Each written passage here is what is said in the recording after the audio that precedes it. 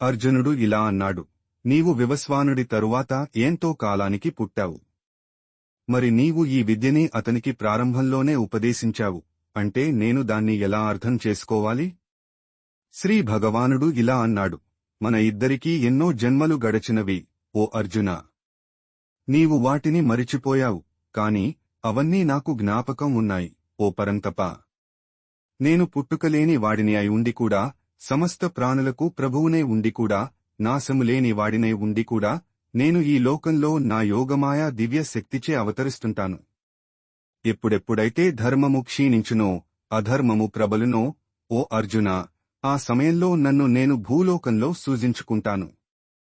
ధర్మాత్ములను కాపాడటానికి, దుష్టులను నిర్మూలించటానికి మరియు ధర్మ సూత్రములను తిరిగి ప్రతిష్ఠాపించటానికి నేను ఈ లోకంలో ప్రతి యుగము నందు అవతరిస్తాను. నా యొక్క జన్మ మరియు కర్మల దివ్య స్వభావాన్ని ఎవరైతే అర్థం చేసుకుంటారో, ఓ అర్జునా, వారు తమ దేహం విడిచిపెట్టిన తరువాత తిరిగి జన్మనెత్తవలసిన అవసరం లేదు, వారు నా నిత్యశాశ్వత ధామానికే వస్తారు. మమకారాసక్తి, భయము మరియు క్రోధములు లేకుండా ఉండి, నాయందే సంపూర్ణంగా స్థితులై ఉండి, నన్నే ఆశ్రయించి, ఎంతోమంది ఇంతకు పూర్వం నా గురించిన జ్ఞానంచే పవిత్రులైనారు మరియు ఆ విధంగా నా దివ్య ప్రేమను పొందారు. నాకు ఏ ప్రకారంగా మనుజులు శరణాగతి చేస్తారో నేను వారికి ఆ విధంగా ప్రతిస్పందిస్తాను. తెలిసినా తెలియకపోయినా అందరూ నా మార్గాన్ని అనుసరిస్తారు, ఓ ప్రిధ తనయుడా అర్జునా. ఈ లోకంలో భౌతిక, ప్రాకృతిక కర్మలలో విజయం కోసం కోరికతో ఉండేవారు దేవతలను పూజిస్తారు, ఎందుకంటే భౌతిక ప్రతిఫలాలు త్వరగానే సిద్ధిస్తాయి. జనుల గుణములు, కార్యకలాపముల ఆధారంగా 4 రకాల వృత్తి ధర్మములు నా చేత సృష్టించబడ్డాయి. ఈ వ్యవస్థకి నేనే సృష్టికర్త అయినా నన్ను అకర్తగా మరియు సనాతనునిగా తెలుసుకునుము.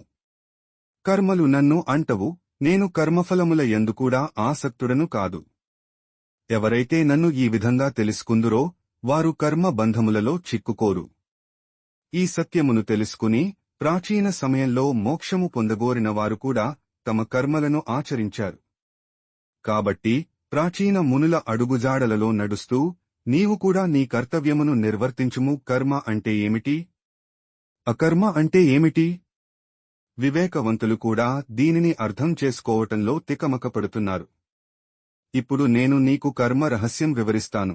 దీనిని తెలుసుకోవటం ద్వారా నిన్ను నీవు భౌతిక బంధముల నుండి విడిపించుకోవచ్చు. కర్మ, వికర్మ మరియు అకర్మ, నీవు ఈ మూడింటి యొక్క స్వభావాన్ని గురించి తప్పకుండా తెలుసుకోవాలి.